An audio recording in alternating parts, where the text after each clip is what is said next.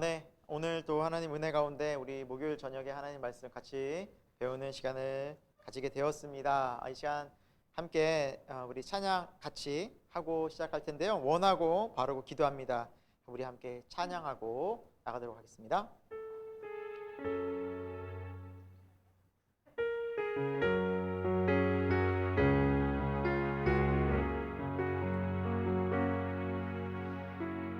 세상을 살아가는 동안에 나의 힘을 의지할 수 없으니 기도하고 낙심하지 말 것은 주께서 참 소망이 되심이라. 하나님의 꿈이 나의 비전이 되고 예수님의 성품이 나의 인격이 되고 성령님의 권능이 나의 능력이 되길 원하고 바라고 기도합니다. 주의 길을 걸어가는 동안에 세상의 것 의지할 수 없으니 감사하고 낙심하지 말 것은 주께서 참 소금이 되심이라. 하나님의 꿈이 나의 비전이 되고 예수님의 성품이 나의 인격이 되고 성령님의 권능이 나의 능력이 되길 원하고 바라고 하나님의 꿈이 나의 비전이 되고 예수님의 성품이 나의 인격이 되고 성령님의 권능이 나의 능력이 되길 원하고 바라고. 우리 다시 한번 고백할까요? 하나님의 꿈이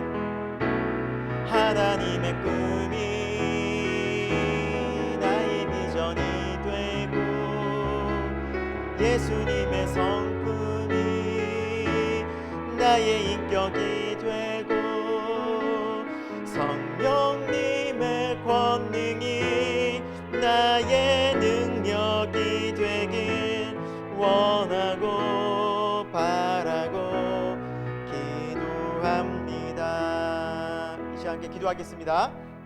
하나님, 오늘 우리가 함께 고백한 찬양의 가사처럼 우리가 이 세상 살아갈 때 참 낙심된 일이 많고 또 세상의 어려움들 속에서 무엇을 의지해야 할지 답답할 때가 참 많은 것을 고백합니다. 그때마다 주님을 의지하고 다시 한번 성령님의 도우심을 힘입어 다시 한번 우리가 믿음 가운데 다시 굳게 설 수 있기를 소망합니다. 하나님, 이 저녁 시간에 하나님의 말씀 가운데 굳게 설 수 있도록 인도하여 주옵소서. 우리의 삶이 다시 말씀으로 돌아가서 그 말씀 속에서 하나님의 뜻 가운데 다시 한번 우리 믿음 가운데 굳게 설 수 있는 우리의 신앙생활이 되게 하여 주옵소서. 살아계신 예수 그리스도 이름으로 기도드립니다. 아멘. 네, 여러분 오늘 또 여러분과 함께 우리 고린도전서 오늘 다시 이제 고린도전서를 이제 서신서를 보게 되었습니다. 고린도 전서죠, 전서. 우리가 지난 시간에 이제 계속 살펴봤지만 바울의 1차, 2차, 3차 이제 전도 여행 가운데 우리가 사도행전의 그 부분들을 쭉 연결해서 보는 것이 아니라 1차 여행, 또 2차 여행, 3차 여행을 끊으면서 또 중간중간에 그 여행 때 또 그 기간 동안에 사도 바울이 교회 세운 교회들에 이제 보내는 편지들을 우리가 살펴 보는 마음으로 이렇게 보고 있지 않습니까? 그래서 중간중간에 이제 서신서들이 껴있고 또 이렇게 우리가 살펴보고 있다는 점 다시 한번 기억해 주시고, 왜 아직도 사도행전이 안 끝나나 그러시는 분 계신다면, 우리 서신서들을 조금씩 사도 바울이 쓴 서신서를 보면서 또 마무리해 가도록 하겠습니다. 오늘 고린도전서 1장 같이 한번 보겠습니다. 자, 1장 1절에 보면 하나님의 뜻을 따라서 또 사도로 부르심을 받은 바울과 또 형제 소스데네가 이 편지를 씁니다라고 이제 발신자죠. 보내는 사람이 나오는데, 바울은 잘 여러분이 아실 테고 형제 소스데네라는 사람이 나옵니다. 이 소스데네가 누구냐면 사도행전 18장에 보면 회당장 이제 그리스보라는 사람이 나오거든요. 그 회당장 그리스보의 후임으로 이 소스데네가 이제 서게 되는데요. 이 소스데네가 거기 내용을 또 보면 이제 유대인들에게 이제 유대인의 박해가 바울을 향한 박해가 심했잖아요. 그래서 바울은 잡지 못하자 이 회당장 소스데네를 대신 데려가서 핍박하고, 그래서 그리스도를 믿는 믿음 때문에 고난을 당하는 장면이 나오거든요. 그러면서도 신앙과 믿음을 굳게 지켰던 그러한 믿음의 형제였습니다. 그 두 명이 이제 고린도전서에서 이제 고린도 교회를 향해서 서신서를 쓰고 있어요. 그러면서 4절에는 이 교회를 향한 하나님의 마음을 전하면서 하나님의 은혜와 또 하나님께 항상 우리가 감사하는 마음을 잊지 않고 있다라고 이제 시작을 하죠. 신앙생활은 참 은혜와 감사가 넘치는 삶이어야 하는 것 같아요. 그리고 9절에는 우리의 삶이 예수 그리스도 우리 주와, 그러니까 주 예수 그리스도와 더불어 어떠한 삶이다? 교제하는 삶이다라고 말씀하고 있어요. 그래서 우리 신앙은 예수님과 함께하는 삶이에요. 사실은 우리가 복음서를 봐도 이것이 정말 연결이 되지 않습니까? 예수님도 나는 포도나무고 너희는 가지고, 그렇죠? 너희가 내 안에, 내가 너희 안에, 연합이잖아요. 그렇죠? 그래서 이것이 전반적으로 흐르는 복음서와 서신서에 흐르는 주님과 우리와의 관계라는 거죠. 친밀한 교제, 주님과의 연합이 신앙 생활이다라는 겁니다. 자, 이게 이 주님과 연합이 여러분 계속해서 또 교제가 실제가 되기를 축원드립니다. 네, 우리 10절부터 이제 계속 보시면 문제가 이제 고린도 교회에 있었죠. 우리 계속해서 앞부분에 이제 책을 통해서 살펴봤지만 어떤 문제가 있었어요? 분쟁. 그래서 여기 우리가 쭉 이제 읽어보자. 이제 분쟁이 있었는데, 너희가 왜 같은 말, 또 같은 마음, 또 같은 뜻으로 성령이 하나 되게 하신 것을 힘써 지켜야지 이렇게 분쟁하고 나누어지느냐. 참 안타까운 마음으로 바울이 이제 펜을 들게 되죠. 분쟁의 소식을 듣고. 이 분쟁이 어떤 파로 나눠졌습니까? 우리가 그때도 봤지만 12절에 바울, 또 아볼로, 게바는 베드로죠. 그리고 심지어 그리스도까지. 그래서 이렇게 여러 파들이 나눠져서 이제 서로 교회가 연합하지 못하고, 교회 모이면 그 무리들끼리 모여서 자기네들 중심으로, 또 소위 얘기하면 자기네들이 최고라고 말하지 않겠습니까? 교회 어떻게 자기네 중심으로 만들려고 서로 세력을 규합하고 나눠지고 분쟁이 있고 다툼이 있는, 분란이 있는 그런 교회 모습을 여러분 충분히 상상해 볼 수가 있을 것입니다. 자, 특별히 14절부터 보면은 이제 사도 바울이 자신이 세례를 베푼 사람이 그리스보, 가이오, 16절에 이제 스데바나라는 이제 세 사람만 이제 언급을 해요. 이제 왜 이 세 사람을 언급을 했을까요? 이제 사도 바울에게 세례를 받았다 그러면 벌써 굉장한 거기 무리 사이에서도 힘을 얻게 되는 거예요. 특권. 그러니까 이런 거 하나하나가 예수님 믿는 이 모습 본질에서 떠나서 비본질적인 것에 매진하다 보니까 누구한테 세례 받았어? 이런 얘기. 나 누구한테 받았잖아. 최고라고. 그러나 사도 바울이 뭐라 말합니까? 17절에 나는 너희들에게 세례를 베풀기 위해서 보냄을 받은 사람이 아니다. 나는 오직 복음을 전하게 하기 위함이다. 17절에 그렇게 말씀하고 있죠. 그것은 바로 그리스도 예수의 십자가로 말미암아 얻는 구원이 너무너무 중요하기 때문이다. 여러분, 세례라는 것은 무엇입니까? 십자가를 통해서 내가 예수 그리스도의 은혜 가운데 나의 모든 죄가 다 용서함 받았고, 그리스도 십자가를 통해서 내가 자유함을 얻은, 회개하고 그 구원의 확증을 얻은 증표가 세례 아니겠습니까? 그렇죠? 예. 그러니까 세례는 사실은 어떤 믿는 자가 베풀어도 되는 건데, 더 중요한 것은 당신이 예수 그리스도 안에서 십자가로 거듭났습니까? 라는 거잖아요. 그게 본질인데, 비본질인 다른 것들이 중요하니까, 누구에게 세례를 받았냐, 누구의 제자냐, 비본질적인 것으로 싸우고 있는 거예요. 그러니까 사도 바울이 너무 안타까운 거예요. 우리 여러분 그 18절 밑줄 주셨죠? 그래서 십자가의 도가, 한번 읽어보겠습니다. 시작. 십자가의 도가 멸망한 자들에게는 미련한 것이요 구원을 받는 우리에게는 하나님의 능력이라. 네, 이 말씀에 대한 타이틀에 대한 이 내용을 쭉 18절 아래로 쭉 계속해서 바울이 설명을 하고 있어요. 십자가의 도가 무엇이냐, 예수님의 십자가가 어떤 의미가 있느냐라고 이제 사도 바울이 쭉 설명하고 있는데, 자, 이 십자가에는 하나님의 지혜가 있다라는 거예요. 네. 사람들이 예수 그리스도의 십자가를 전하는데 참 답답하게도 이 십자가를 전하는 것만으로 하나님의 말씀이 전파되면서 그 복음 때문에 사람들이 하나님을 믿고 주님의 제자가 되고 하나님의 백성이 되는 일이 벌어져요. 그런데 22절부터 보면은 유대인들은 되게 답답해했어요. 아니, 저렇게 전하는 소식만 듣고 어떻게 그게 진짜 메시지인지 어떻게 아냐? 우리는 표적이 중요하다. 구약부터 말이지 선지자들이 내세운 게 뭐예요? 표적과 기사. 이걸 봐야 하나님의 사람인 것을 우리가 알지.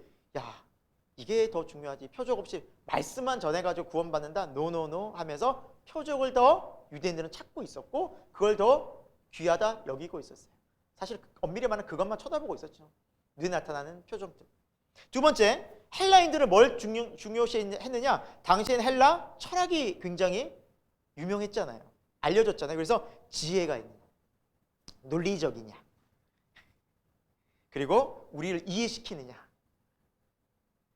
하지만 23절에 우리는, 그리스도인들은 십자가에 못 박힌 오직 예수 그리스도를 전하니, 이 예수 그리스도를 오직 전하니까 이것은 유대인들한테는 말도 안 돼, 꺼려지는 거예요. 왜? 십자가의 나무에 못 박힌 자는 신명기에 보니까 저주를 받은 자거든요.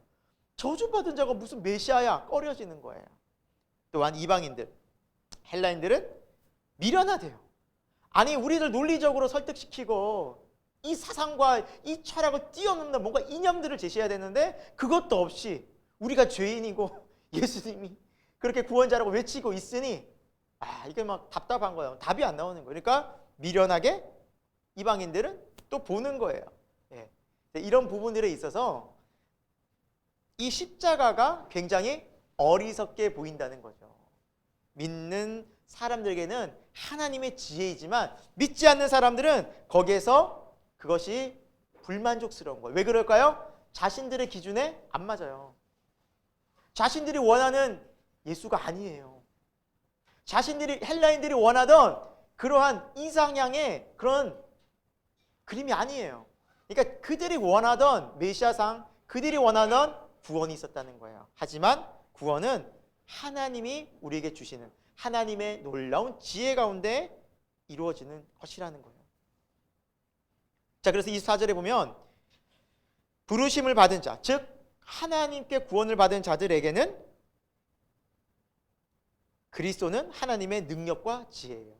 예수님을 통해서 우리가 이 모든 죄를 사함받고 용서함받고 완전한 자유를 얻어, 십자가에서.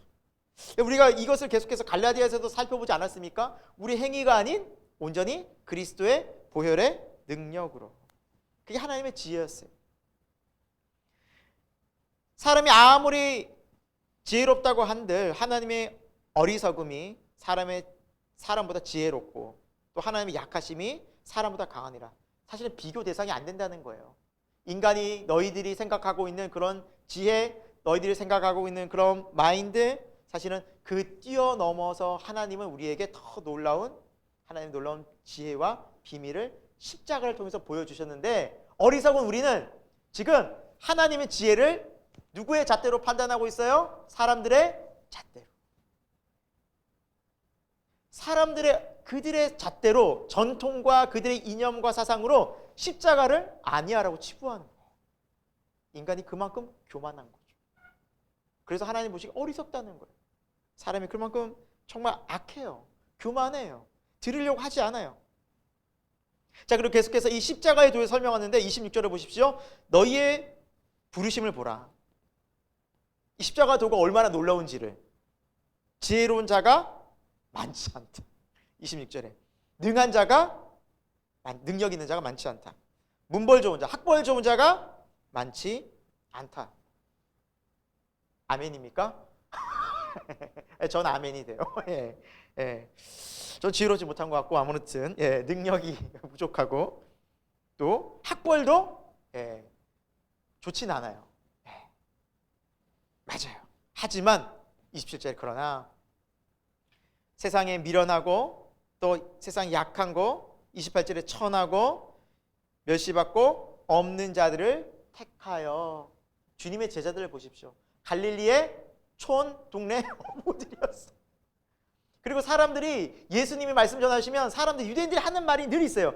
나사렛에서 무슨 선한 것이 나겠느냐. 이 말뜻은 무슨 말이냐면 야, 그 촌동네에서 무슨 인물이 나와 이런 거. 그거 나올 수가 없어. 그 촌동네에서 이렇게 무시하는 거예요. 그러나 주님은, 예수 그리스도는 그 제자들을 통해서 문벌이 많거나 능력이 있거나 지혜롭거나 뭐 아주 많이 배운 사람들이 아닌 부족한 제자들을 통해서 온 세상을 지금 뭐하고 있어요? 뒤집어엎고 있잖아요. 그게 하나님의 지혜와 능력이라는 거예요. 하나님이 어떤 분인지. 그래서 29절에 뭐라고 말씀하세요? 이 모든 것을 하는 이유는 아무도 하나님 앞에서 자랑하지 못하게 한다. 그러니까 인간이 다시 말하면 내 뜻, 내 생각에 맞춰서 하나님을 판단하는 것은 뭐예요? 결국 내 주장, 내 자랑하고 싶은 거예요. 나를 드러내고 싶은 거. 나 이만큼 알아.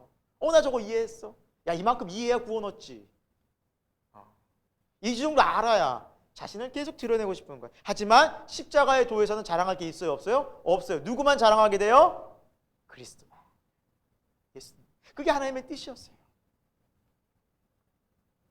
그래서 우리는 누구만 자랑하는, 예수만 자랑하는데 예수님 어떤 분이에요? 30절에 예수는 하나님부터 와서 우리에게 어떤 존재가 된 거예요? 어리석은 우리에게 지혜를, 불의한 우리에게 의로움을, 그리고 거룩함을, 그리고 답답한 이 세상에서 길 없는 우리에게 구원함을. 그 예수님께서 어떤 인간도, 어떤 철학도, 어떤 표적도 행할 수 없는 그 일을 누가 하셨어요? 예수님. 그러니까 비교가 안 된다는 거예요. 인간이 아무리 만들어 보려고 해도 이 구원을, 이 지혜를, 이 거룩함을, 이 의로움을 전혀 만들어갈 수 없어요.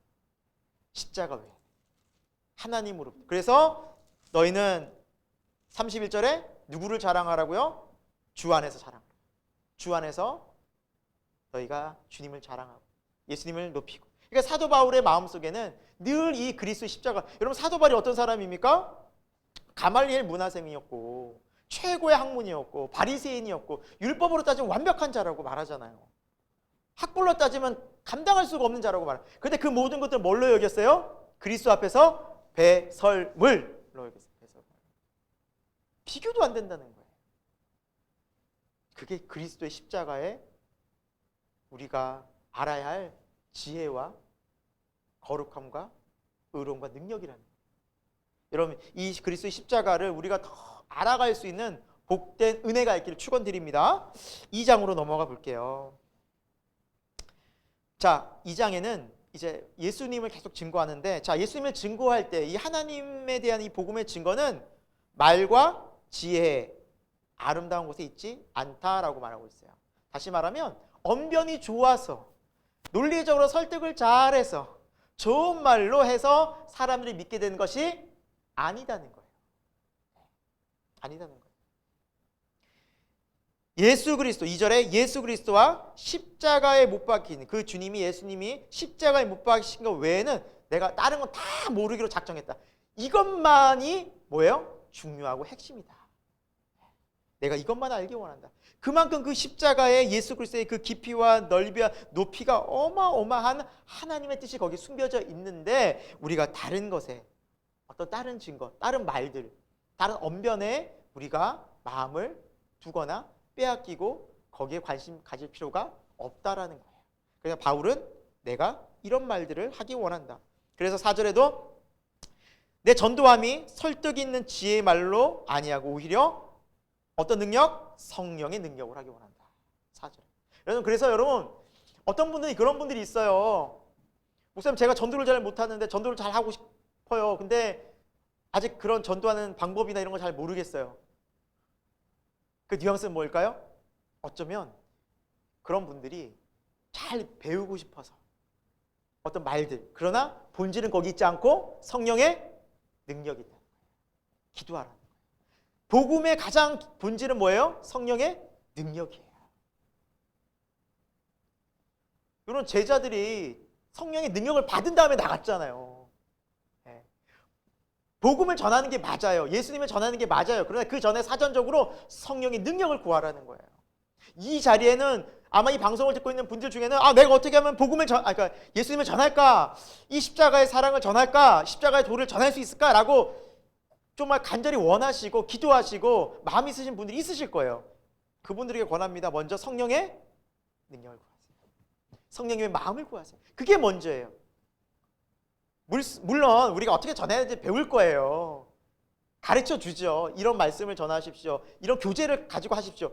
맞아요. 그런데 여러분, 그것이 있다고 해서 그 말과 지혜, 1절에 보십시오. 그 말과 지혜로 전하는 게 아니라니까요. 착각하면 안 돼요. 그걸 막 딸딸 외워요. 막 밑줄 치면서 외워. 이때는 이렇게 하고, 이때는 결혼을 이렇게 하고, 이런 경우에는 이응변 1, A, 사례 1, 사례 2, 사례 3 해가지고 엄청 막 진짜 그렇게 가르쳐 주는 곳이 있어요. 그게 아니라 성령의 능력이에요. 이걸 놓치면 안 되는 거예요. 이게 본질이고 이게 가장 중요해요. 내가 성령으로 충만한가? 내가 성령의 능력을 소망하는가? 성령님이 나와 함께 하심을 믿는가? 그 가운데 말이 전해질 때 그 능력이 되는 것이 오늘 사도 바울이 말은 그런 말입니다. 내가 어떤 설득이나 지혜로운 이렇게 설명해가지고 이해시키는 게 복음이 기다 아니다? 아니다. 그래서 5절에도 분명히 말씀하고 있죠. 사람의 지혜 있지 아니하고 다만 뭐에 있다? 하나님의 능력이다라는 겁니다. 하나님의 능력, 성령의 권능이잖아요, 여러분. 우리가 이 복음 증거에 있어서 가장 중요한 것, 핵심을 알길 축원드립니다. 네, 성령의 능력 소망하십시오. 그리고 기도하시면서 복음을 전할 것을 준비하십시오. 그게 먼저예요. 그게 기도가 돼야 돼요. 자, 6절로 가봅니다. 온전한 자들 중에 지혜를 말한다. 그런데 이 지혜는 세상의 지혜가 아니라 하나님의 우리가 지혜를 말한다. 이 하나님의 지혜는 결국에는 예수 그리스도이신데 7절 끝에 보면 만세 전에 미리 정하시거든. 만세 전에 정하셨다는 건 뜻이 뭘까요? 하나님이 이미 태초에 우리를 구원하시기 위한 구원의 계획을 갖고 계시다는 거죠. 네. 근데 이 지혜는 9절에도 있지만 사람들이 눈으로나 귀로나 사람의 마음으로 판단하거나 알 수가 없는 것이다. 그러니까 인간의 힘으로 이 하나님의 지혜, 즉 예수 그리스도를 알 수 있다 없다? 불가능하다는 거예요. 모른다는 거예요. 여러분, 그래서 유대인들이 예수님을 직접 봤잖아요. 믿은 사람이 많아요? 안 믿은 사람이 많아요? 어렵죠? 그 시대 우리가 안 살아봐서 잘 모르겠죠. 근데 어느 쪽이 많을 것 같아요? 믿은 사람이 많았다? 안 믿은 사람이 많았다? 안 믿은 사람이 훨씬 많았어요. 그냥 십자가에 못 박죠, 예수님. 그들은 예수님 못 알아봤어요. 예수님 못 알아봤어요. 지금 이 시대도 마찬가지예요. 복음을 듣고 성경을 우리가 본다고 해서 예수님을 다 알아보고 믿어지는 게 아니에요. 이건 인간의 눈과 귀와 마음이 아니라 10절 갑니다. 오직 성령으로. 이 성령님의 도우심으로 성령님을 통해서 하나님의 깊은 것까지 우리가 알 수 있는데 그 이유가 뭐냐?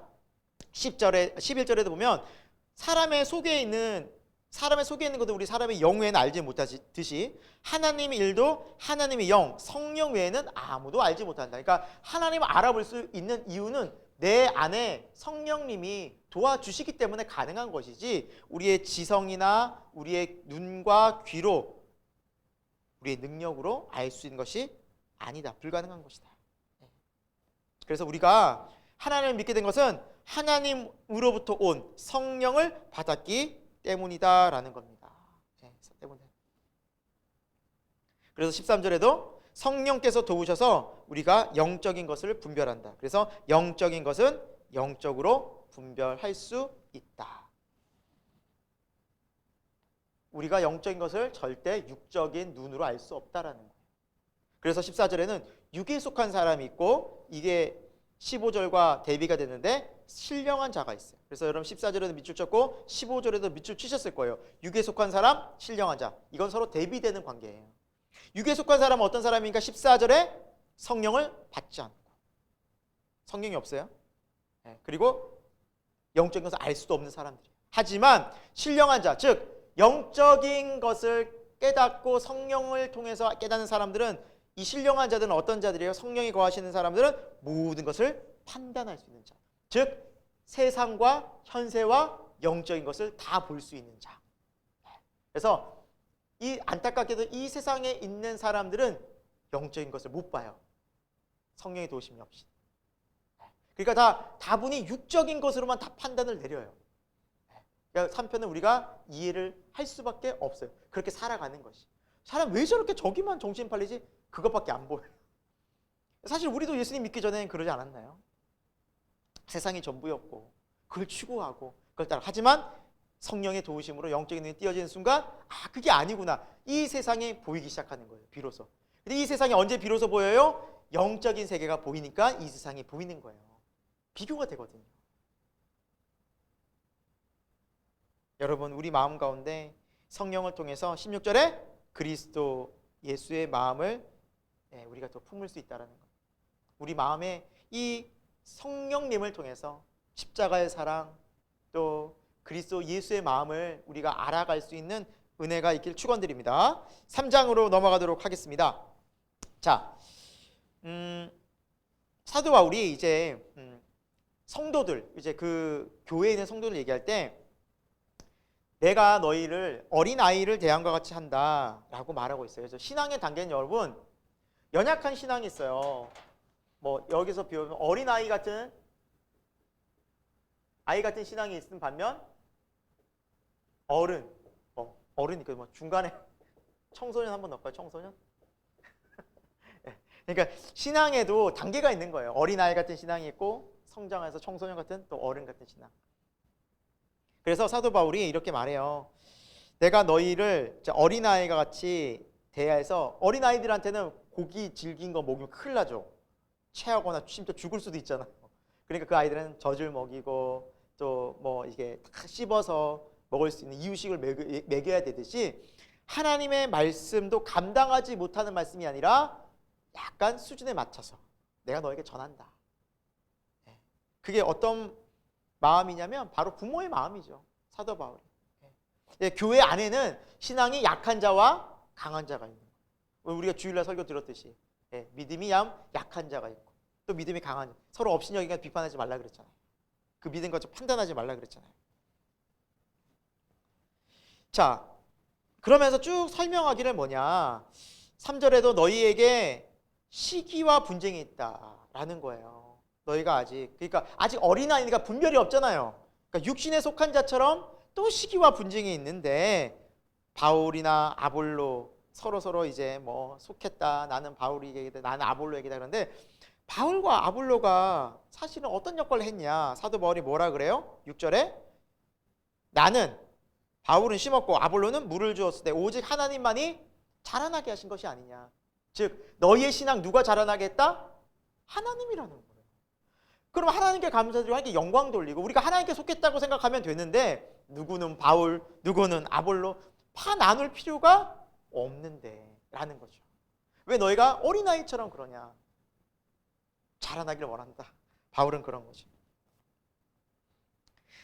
자, 그러면서 9절에 우리는 하나님의 동역자고 또 너희는 하나님의 밭이고 너희는 하나님의 집이다. 그래서 사도 바울과 또 아볼로라는 이 동역자, 또 많은 이제 믿음의 사람들을 통해서 이 교회가 하나님의 밭처럼 좋은 밭이 되어서 믿음의 씨앗이 뿌려 잘 자라나고 하나님의 튼튼한 집이 되어서 너희가 잘 이렇게 튼튼히 서 있기 원한다. 우리는 그런 역할을 뿐이다라는 거죠. 우리는 단지 그렇게 쓰임 받는 도구일 뿐이다. 너희는 하나님께 속한 자들이다.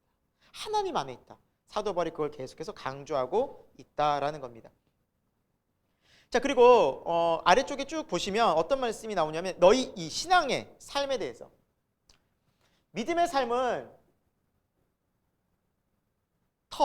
쉽게 얘기하면 이제 건물을 질 때 터 위에 집을 짓잖아요. 그렇죠? 근데 이 신앙은 이 터가 그 건물 질 때 여러분 터가 되게 중요하잖아요. 그렇죠?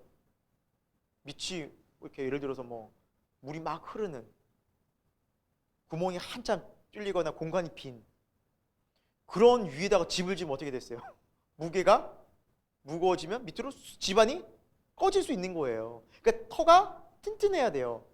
이 믿음의 터가 누구라고 얘기해주고 있어요? 11절 끝에 보니까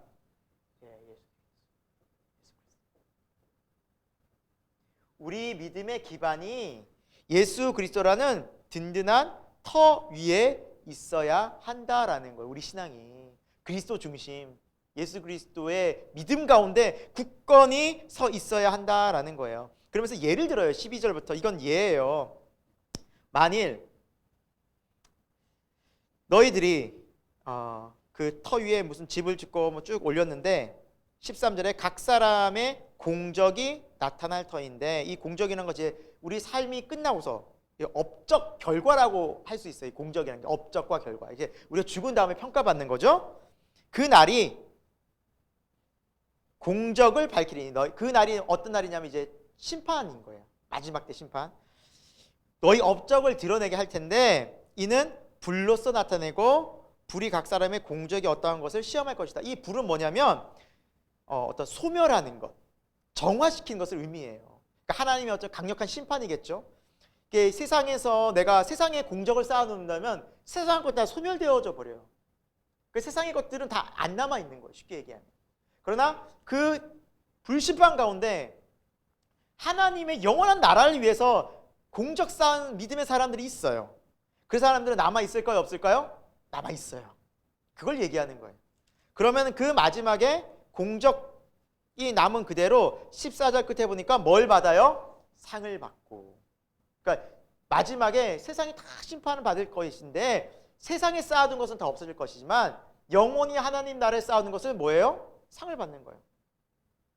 하지만 누구든지 15절에 불타면 해를 받을 것이고 자신은 마지막에 구원을 받겠지만 불 가운데서 받을 것이다. 이것이 뭐냐면 공적이 다 없어지고 구원 하나 딸랑 남은 사람이 있을 수도 있다는 거예요. 그러니까 구원 겨우 받은 사람도 있을 것이다. 있겠죠. 그러니까 믿음 생활을 하면서도 정말 아까 전처럼 연약한 믿음, 어린아이 같은 믿음으로, 여러분 사실 어린아이가 뭐 공로 쌓을 게 있을까요? 계속해서 문제 일으키고. 그러니까 교회에서도 그런 어린아이 같은 성도로 계속 죽을 때까지 살다가 그렇게 죽으면 얼마나 안타깝겠냐라는 거, 사도 바울이 봤을 때는 그 말인 거예요. 뭐 하지만 여러분 가운데 난 구원만 받아도 땡큐야 그러신 분이 있다면 어쩔 수 없지만 하지만 내 믿음이 하나님 안에서 이 부르심에 내가 순종하고 소망 가운데 믿음으로 열심히 살아서 하나님께 상을 받고 또 칭찬과 면류관을 받으리라 하시는 분들은 정말 더 성숙하고 성장해야겠죠. 자, 그러면서 우리 16절에 너무나 이제 귀한 말씀이 나오죠. 하나님이 우리가 어떤 존재인지 우리 같이 16절 같이 읽어볼까요? 시작. 너희는 너희가 하나님의 성전인 것과 하나님의 성령이 너희 안에 계신 것을 알지 못하느냐. 아멘. 우리가 뭐라는 거예요? 하나님의 거룩한 성전. 성전의 의미가 뭐라고요? 하나님의 임재, 하나님이 거하시는 곳, 우리 안에. 이거 첫 번째 너희가라는 이 너희가는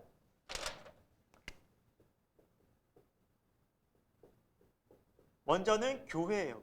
교회 공동체. 우리 교회 공동체가 하나님이 거하시는 거룩한 곳이라는 거예요. 두 번째는 우리 각 사람, 뭐 구체적으로는 이제 마음, 우리 마음이 지성소가 되는 거죠. 두 가지 의미로 해석할 수 있어요. 너희가, 우리가, 우리 교회가 하나님의 임재가 있는 성령이 거하시는 곳. 그리고 교회가 더럽혀지면 안 돼요. 이 교회가 귀해요. 건물을 얘기하는 거 아닙니다, 여러분. 지금 예배당을 얘기하는 게 오해하시면 안 돼요. 교회는 우리예요, 우리. 공동체예요. 교회가 거룩한 거, 우리 교회가 삶이 거룩한, 교회 공동체는 성도들의 삶이 거룩해야 돼요. 또한 우리 자신이 거룩해야 돼요. 우리 마음이. 그래서 우리가 죄가 있으면 회개하고 하나님께 기도하고 우리 마음을 주님 앞에 온전히 드리면서 거룩한 삶을 열망해야 된다는 거예요. 그래서 거룩하라 명령하죠. 거룩하라, 거룩하라. 우리 마음이 거룩해야 한다. 18절에도 이렇게 계속해서 이제 말씀하시죠. 아무도 스스로를 속이지 마라. 자신을 속이지 말라. 지혜로운 줄로 생각하거든 어리석은 자가 되고 또 그러한 사람이 지혜로운 자가 되리라. 그러니까 착각하지 말라는 거예요. 내가 지혜 있고 알고. 사실은 알면 알수록 우리는 하나님에 대해서 모르는 게 우리의 모습인데, 알면 알수록 우리가 죄인인 것을 깨달아가는 게 우리의 모습인데, 잘난 체하고 자랑하고 그런 것은 오히려 모른다는 거, 어리석다는 거, 하나님 보시기에.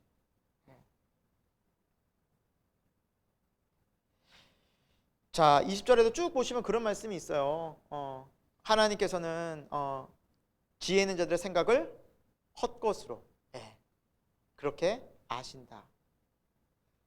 누구든지 사람을 자랑하지 말라. 세상 것들을 자랑하지 말라. 스스로를 자랑하지 말라. 교만하지 말라는 거예요. 신앙생활 하면서 우리가 지혜롭다고 많이 안다고 착각하면 큰일 나고 하나님이 그것을 어리석다 보시는 거예요. 때로는 우리가 그것들 때문에 자기 꾀에 빠질 수 있어요. 넘어지기 쉬워요. 우리는 늘 진짜 이렇게 말로만 겸손이 아니라 진짜 겸손해져야 돼요. 근데 여러분 신앙생활 하면 예수님 잘 믿으면 스스로 겸손해질 수밖에 없어요. 그게 진짜거든요. 진짜 믿으면 겸손해집니다. 겸손해집니다. 자, 우리가 왜 겸손할 수밖에 없냐? 이 세상 모든 만물이 다 누구에게 속했다? 우리가 밑줄을 쳤죠. 23절에 좀 정리가 되는데 너희는 그리스도의 것이요 그리스도는 하나님의 것이로다. 모든 것이 하나님께 속해 있는데 마치 내가 다 아는 것처럼, 마치 내 것이냐 자랑할 수가 없다라는 거예요. 그게 진짜 겸손인 거예요. 모든 것이 하나님께로 왔는데 마치 내 것처럼 주장하면 안 되잖아요.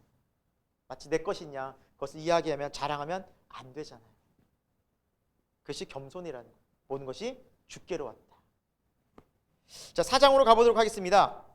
4장은 이제 우리가 하나님의 자녀로 또 거룩한 백성으로 또 하나님의 일꾼으로 부르심 받았는데 그것은 바로 하나님 나라를 위한 우리가 비밀을 전하는 전달자로서 그리고 우리를 부르셨고 2절에도 그런 우리에게 구하는 것은 하나님께서 충성이다라고 말씀하고 있습니다. 예.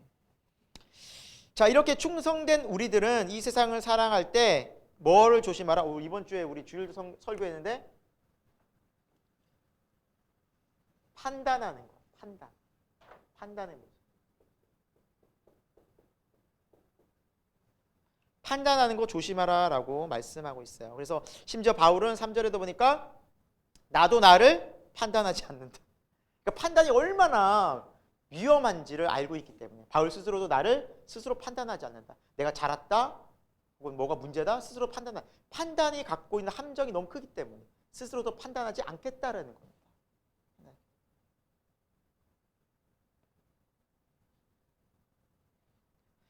자, 5절에도 뭐라 말씀하고 있죠? 아무것도 판단하지 말라. 주께서 오시기까지 아무것도 판단하지 말라. 왜 그럴까요? 하나님이 다 심판하실 거거든요. 그리고 엄밀히 말하면 우리가 내리는 판단이 정확한가라는 거예요. 그렇잖아요. 그 잘못된 판단으로 때로 우리 오해도 사게 되고 그 판단을 맹신함으로 우리는 다른 사람들을 함부로 정죄도 하게 되고 여러분 또 중요한 게 뭐냐 계속 판단과 판단을 연이어서 해 가시면 무슨 마음이 들어요? 우리 말씀에도 봤지만 분리가 돼요. 저들과 어울릴 수 없어. 저 세상 너무너무 싫어. 그러니까 굉장히 이게 분리가 돼버리는 거예요. 그러니까 이게 판단의 함정이라는 거예요. 그래서 이제 유대인들의 탈무드에 보면 이 판단은 세 사람을 죽인다고 합니다. 먼저 이 판단을 하고 있는 나, 세상을 막 판단하고 비판하는 나. 두 번째, 상대방. 세 번째, 그걸 듣는 사람.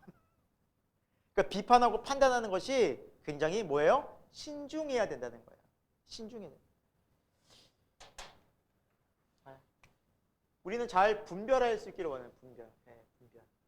분별의 영을 달라고 우리 기도해요. 분별. 무엇이 옳고 그른지. 그러니까 하나님 말씀 잘 분별하면 판단도 어떻게 해야 되는지를 알게 돼요. 그러니까 분별의 영이 있으면 판단을 해야 될 상황인지 하지 말아야 될 상황인지를 알게 돼요. 그리고 너무 내가 이 판단에 비판에 막 휩싸여 있으면 이 분별의 영인 성령님께서 너 그거 너무 그렇게 할 필요 없어. 매이지 마라고 말씀하세요. 우리가 요즘은 자유로웠으면 좋겠습니다.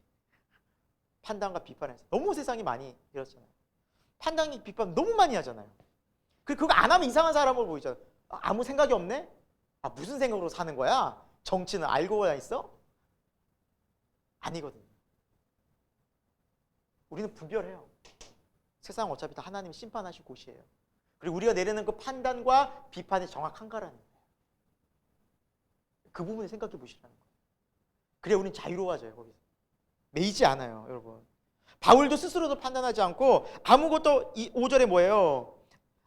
주께서 오시기까지 아무것도 판단하지 말라라고 권면하고 있지 않습니까? 그러니까 정말 조심하시고 절제하시고 네가 유의하는 범위 내에서 분별하시면서 또 우리가 구별하고 또 판단하는 거 정말 조심하셔야 되는 거예요. 분별은 해야 돼요. 분별을. 근데 우리가 계속해서 판단하는 것은 조심하셔라.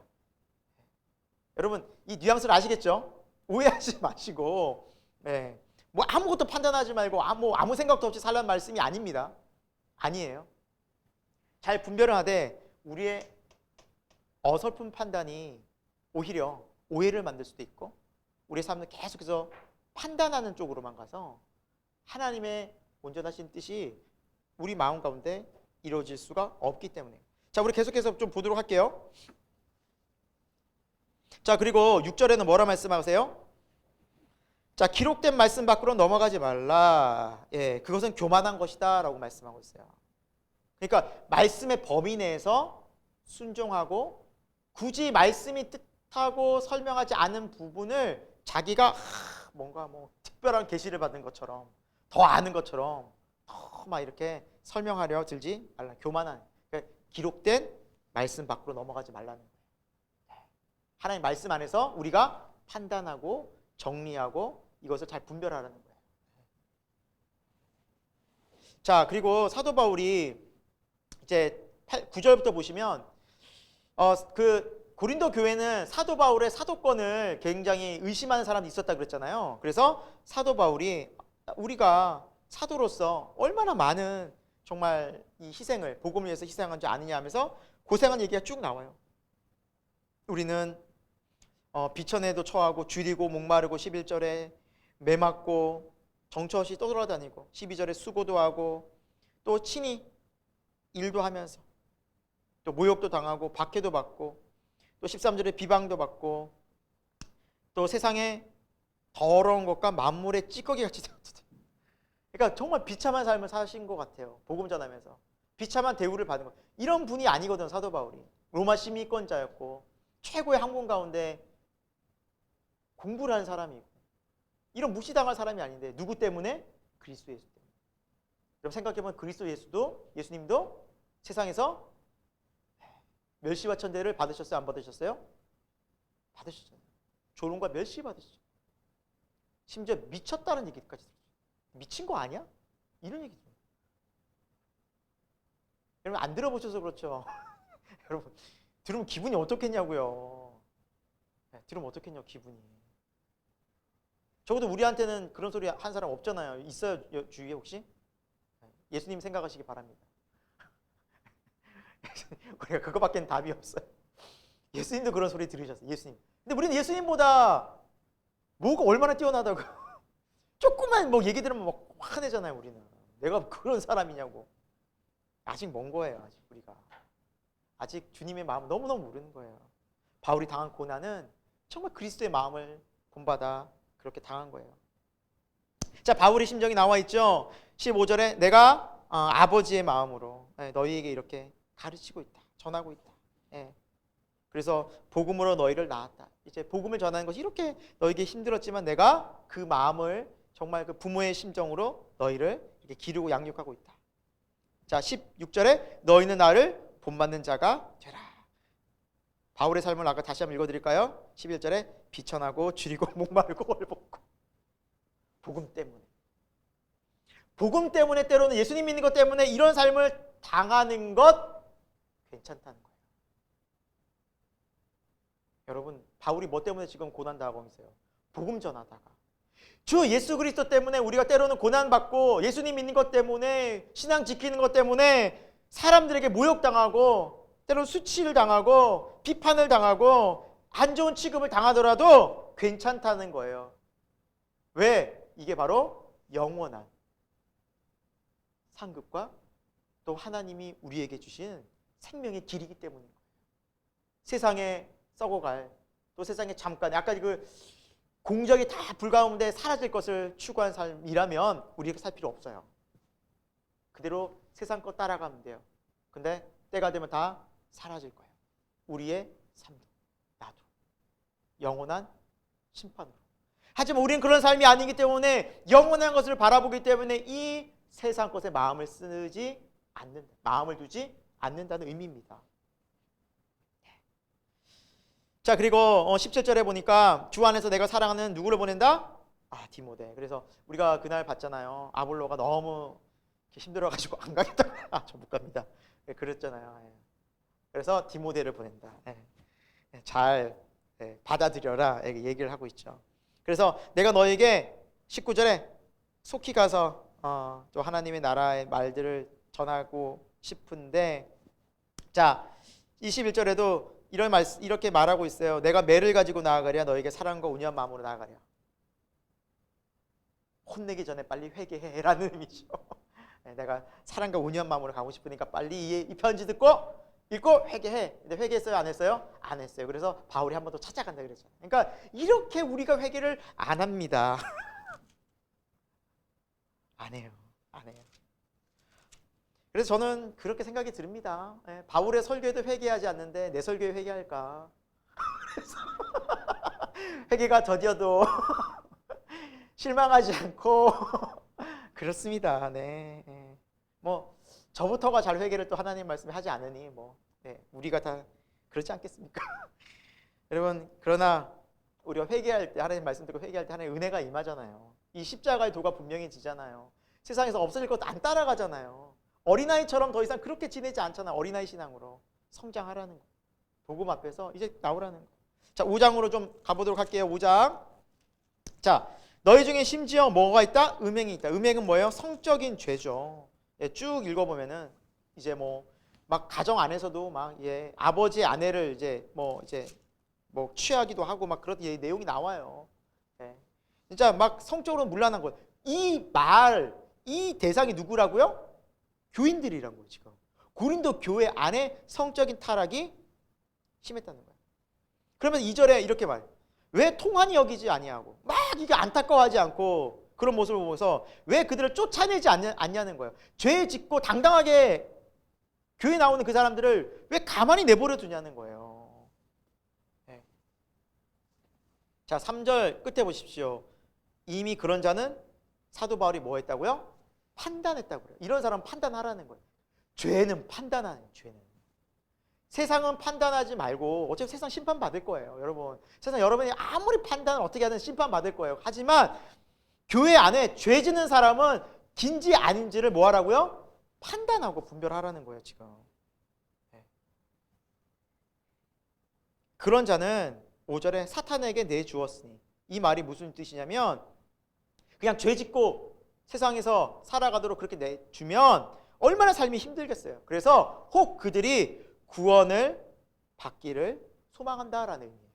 그러니까 쫓아내는 의미가 뭐냐면 공동체에 나가보십시오. 신앙과 믿음 생활 안 하는 그 지경으로 나가보십시오. 삶이 얼마나 피폐해지겠어요. 그 죄의 결과가 얼마나 비참하겠어요. 그러니까 회개하고 돌아올 수 있죠. 하지만 공동체 안에 있으면 뭐예요? 자기가 죄인 것을 잘 몰라요. 그래서 이런 사람들은 교회에서 경고하고 판단하고 내보내라는 거예요. 자, 이 죄가 얼마나 무서우냐? 6절에 보니까 적은 누룩이 온 덩이에 퍼지는 것을 알지 못하느냐? 이 적은 누룩이 뭐겠어요? 죄들이. 작은 죄가 결국에는 교회에서 방관할 때 이 죄들이 어떻게 된다고요? 다 퍼지는 거예요. 죄가 또 죄를 낳고. 그러니까 교회의 거룩함을 훼손시키는 이 죄를 뭐예요? 잘라버리라는 거예요. 단호하라는 거예요. 죄에 대해서. 그래서 교회는 죄에 대해서 단호한 곳이어야만 합니다. 8절에도 너희가 묵은 누룩, 악에 찬 누룩, 이게 뭐냐면 옛 죄의 성품들을 말해요. 옛 죄. 이것들을 끊고 오직 순전함과 진실함의 떡으로 살아가라. 이게 뭐예요? 순전함과 진실의 떡? 예수 그리스도죠. 생명의 떡 예수 그리스도. 성찬세가. 그러니까 이런 성찬식의 자리에 이런 사람이 함께 있었던 겁니다, 여러분. 죄 짓고 떳떳하게 떡 받아 먹은 거예요, 지금. 회개치 않고. 이건 자기의 죄를 먹고 마시는 거예요. 계속해서 얘기해요. 음행에 대해서. 9절에 음행하는 자들을 사귀지 말라. 사귀지 말라. 그럼 이 말은 무슨 뜻이냐? 그러면 세상 사람들이 다 악한데 음행하고 살아가는 건 세상 사람들을 다 외면하고 세상 사람들과 어울리지 말라? 그런 말 아니라는 거예요. 그런 말이 아니라 그러면은 사도 바울이 이렇게 얘기하잖아요. 10절 끝에 세상 밖으로 나가 살아야 돼. 그런 음행도 하지 않고 뭐 성적으로 깨끗한 사람은 세상에 없어. 그럼 세상 밖으로 나가야 돼. 세상 사람들은 다 그러니까 너희가 그들을 판단하거나 그런 정죄하지 마. 하지만 11절 보십시오. 형제라 일컫는 자. 형제라 일컫는 자는 다시 말하면 어떤 사람을 얘기해요? 교회 성도라고 일컫는 사람. 교회 신자라고 소위 말하는 사람. 교회 다니는 사람. 교회 적을 들고 다니는 사람. 그들이 음행하거나 탐욕을 부리고 밑에 줄을 안 쳤는데 우상 숭배하거나 모욕하거나 술 취하거나 만약에 다른 사람을 속인다면 사귀지도 말고 함께 먹지도 말라라고 말합니다. 교회 안의 죄에서는 단호하라는 거예요. 세상 죄에 대해서 단호하지 말고 그러니까 세상을 막 심판하고 세상이 엉망이야 그게 아니라 우리 교회 공동체가 왜 이래? 왜 이렇게 불의해? 우리가 왜 죄 가운데 있어? 여긴 단호하라는 거예요. 그러니까 우리가 화낼 때는 교회의 거룩함을 잃어갈 때 화내는 거지 세상을 향해서 화내지 말라고. 예수님이 로마 시대를 향해 화내시는 거 보신 적 있어요? 로마는 왜 이래? 황제 뭐 하는 거야? 총독 누구야? 빌라도 이러지 않았잖아요. 근데 누구에게는 화내셨어요?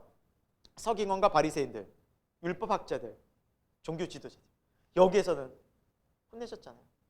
성전이 거룩함을 훼손시킬 때 뒤집어 엎으셨잖아요. 그건 화내셨어요. 그건 판단하는 거예요. 교회의 죄는 분별해야 되는 거예요. 이게 바로 우리가 분별할 수 있는 영역이에요. 판단하는 부분은 바로 이 부분이라고요. 우리는 세상의 판단자로 세운 게 아니라 교회 안에 진리 가운데 살아가는 우리의 모습과 죄인된 것들을 판단해야 되는 거예요. 왜? 교회 거룩성이 훼손되기 때문에. 자, 그래서 12절에 정리합니다. 밖에 있는 사람들을 판단한 것이야 내게 무슨 상관이요? 이 부분은 밖에 있는 사람들을 판단하는 것은 상관할 일이 아니에요. 그 상관 쓰지 말라는 거예요. 하지만 교회 안에 있는 사람들이야 너희가 판단해야 되지 않겠느냐는 거예요. 13절 밖에 있는 사람들은 하나님이 심판하실 거야. 그러니까 굳이 너희가 판단하고 정죄하고 그럴 필요 없어. 다 심판받을 거니까. 하지만 13절 끝에 이 약한 사람은 교회 가운데서 죄를 회개치 않고 다니는 사람은 내쫓으라는 거예요. 자, 그럼 죄 지으면 바로 내쫓아요? 아니에요. 자, 마태복음 18절에 보면 예수님께서 교회의 질서를 얘기해 주셨어요. 만일 너희 형제 중에 죄를 잘못 짓게 되면 첫 번째 혼자 가서 얘기를 하고 두 번째 여러 사람이 같이 얘기하고 그래도 듣지 않으면 세 번째 교회 이름으로 얘기를 해라. 그래도 듣지 않으면 내쫓아라. 그러니까 회개할 기회를 주라는 거예요. 그게 교회의 질서라는 겁니다.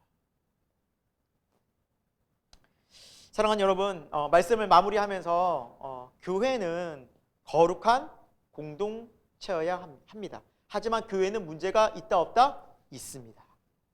문제가 있을 때 그 문제를 어떻게 지혜롭게 말씀 가운데 우리가 대처해야 하느냐? 바로 회개하고, 그리고 회개치 않는 사람들에 한해서는 정말 내쫓는 한이 있더라도 교회의 거룩함을 유지하고, 그들이 내쫓아졌을 때 내가 갈 곳은 교회밖에 없구나, 주여 죄송합니다, 돌아오면 어떻게 하라고요? 받아주는 거예요. 이해되세요? 그게 뭐예요? 교회를 거룩하게 유지시키는 방법이에요. 여러분, 우리가 세상을 판단하고 또 막 이렇게 막 얘기하고 우리 할 때 많잖아요. 그리고 정치 얘기하면 막 이렇게 얘기할 때도 좀 분별력 있게 이제 너무 그걸 안 하셔도 돼요. 어차피 심판받을 곳이기 때문에. 우리가 굳이 판단하지 않아도 하나님 다 판단하고 계세요. 우리가 판단해야 될 곳은 어디예요? 교회. 그리고 내가 그리스도 안에 있는 것. 내가 지금 성령으로 충만해져서 이 십자가의 복음 가운데 내가 정말 영적으로 깨어있는 삶을 살아가는가. 여러분, 그걸 판단해야 되는 겁니다. 지금 오늘 말씀은 우리가 내 자신을 돌아보고 회개할 부분을 회개하고 우리 교회의 죄와 잘못을 회개하면서 교회 거룩함에 우리가 함께 한 마음으로 나아갈 수 있는, 기도하는 우리 모든 사랑하는 또 주님의 백성, 또 주의 성도 되기를 예수 그리스도 이름으로 축원드립니다. 함께 기도하고 마무리하도록 하겠습니다. 하나님 아버지, 우리가 세상을 살아갈 때 참 어떻게 살아가야 하는지 이 혼란한 세상 속에서 방황하고 또 어려워하고 또 우리가 답답할 때가 참 많이 있었습니다. 또한 교회 생활을 하면서도 하나님, 이 교회 생활 가운데서도 우리가 어떻게 믿음으로 살아가야 하는지, 어떻게 우리가 거룩한 백성으로 살아야 할지 하나님, 우리가 참 어떻게 살아야 할지 고민될 때가 많이 있었습니다. 하지만 오늘 말씀 우리에게 분명히 말씀하고 있습니다. 너희가 하나님의 성전인 것과 하나님의 성령이 너희 안에 거하시는 것을 왜 알지 못하느냐. 바로 우리의 마음이 주님께서 거하시는 거룩한 장소가 되어야 하고 우리 교회가 거룩한 곳이 되어야 한다는 사실을 주님 다시 우리에게 말씀해 주셨습니다. 하나님, 우리가 세상 살면서 우리의 마음을 더욱더 거룩하게 우리 주님을 바라보고 우리 주님을 중심으로 정말 모든 우리가 지금 섬기고 있는 세상들의 우상을 파하고, 하나님, 우리 안에서 은밀히 찾아오는 세상적인 유혹들이 많은데 그것들을 하나님 과감하게 그것들을 무너뜨리고, 하나님, 우리 마음속에 예수 그리스도만을 중심할 수 있는, 또 우리 교회가 그렇게 하나님만을 바르게 경외할 수 있는 그런 믿음, 또 우리의 거룩한 마음, 순수한 믿음의 삶이 될 수 있도록 아버지, 우리를 인도하여 주옵소서. 이 저녁, 이 밤이 우리 안에 주님이 계시는지를 돌아보고 주님과 함께하는 거룩한 마음이 되기를 간절히 소망하오며 살아계신 예수 그리스도의 이름으로 간절히 기도드립니다. 아멘.